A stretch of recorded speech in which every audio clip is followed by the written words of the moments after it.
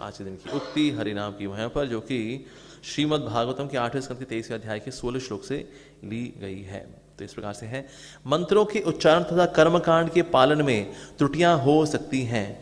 देश, काल, व्यक्ति तथा सामग्री के विषय में भी कमियां रह सकती हैं, किंतु भगवान यदि आपके पवित्र नाम का कीर्तन किया जाए तो हर वस्तु दोष रहित बन जाती है।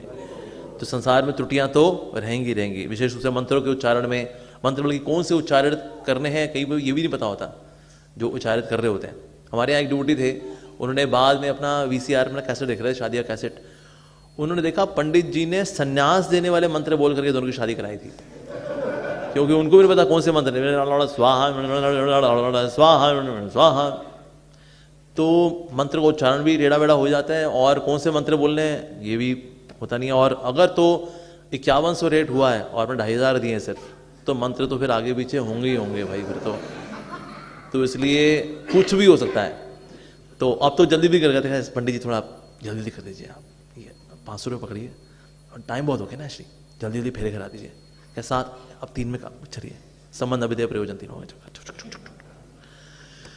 और बाकी सामग्रियों में भी गड़बड़ रहती है, बिकॉज सामग्री के अंदर जैसे गाय की गोबर के कंडे से जो है उसके बाद वो क्रश करके वो डाला जाता है हवन सामग्री में। अब इतनी गाय तो बची का, तो भैंस का और बकरी का, उनका भी मला मुलू करके स्वाहा स्वाहा हो लेता है उसके अंदर। तो इससे सामग्री में क्या क्या मिला हुआ है, वाह जी वाह, भूल जाओ जी, उच्चारण का कुछ पता नहीं। और घी, देसी गाय के दूध का घी, देसी गाय के दूध का घी, ये मदर डेयरी का, और पता नहीं कौन कौन सी किसका दूध है वो कुछ नहीं पता, ऊँट का दूध है, बकरी का है, भैंस का है, किसका है, वो घी है नहीं है, वो यूरिया है क्या है, फर्टिलाइज़र है, पता नहीं कहाँ से निकला है वो।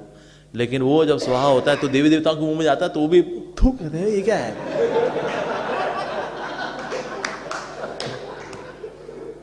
तो क्या यज्ञ होने वाले हैं, कर्म कांड वाले भी, ओ कहते हैं कि भाई एक ही चारा बचता, बस हम है बेचारा, हमारा एक ही चारा, और वो यही है कि भाई भगवान का नाम ले लो। वो यज्ञ से फिर जो भी होता है, कहते जो भी तुम खिला पिला रहे हो, कोई देवी देवता कहते हैं पता नहीं क्या है, लेकिन वो नाम सुन करके तुमको आशीर्वाद दे देते हैं हम, दैट्स इट।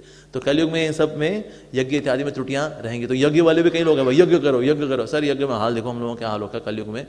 तो यज्ञ वाले, वो त्रेता वाले क्या करते थे यज्ञ, उस पर बढ़िया होया करता था हालचाल। अभी बहुत बुरा हाल है अभी हम लोगों का, इसलिए हमारा सिर्फ एक ही चारा, हम है बेचारा, और वो है भगवान श्री कृष्ण का नाम का कीर्तन। उससे जितने भी त्रुटियां हैं वो दूर हो जाती हैं। सब लोग यहाँ DT वर्षिप भी करते हैं, जाने अनजाने में हमसे भी कुछ गलती हो सकती है, लेकिन हम सारी गलतियां माफ़ हो जाती है, बिकॉज भगवान श्री कृष्ण के लिए ये नाम ये बहुत अधिक महत्वपूर्ण है। तो इसलिए हमें हृदय से नाम लेना चाहिए। सारी प्रक्रियाओं के अंदर नाम तो होना ही चाहिए। तो त्रुटियां उसमें फिर माफ़ कर दी जाती, त्रुटियां होती हैं उसमें तो हम उस्ताद है, PhD की भी हमने, लेकिन वो त्रुटियां माफ़ कर दी जाती हैं बिकॉज ऑफ कृष्ण नाम की जय। ओके, तो यहाँ पर कुछ डिवोटीज के बर्थडेज भी हैं जो कि बाद में ऐड हुए।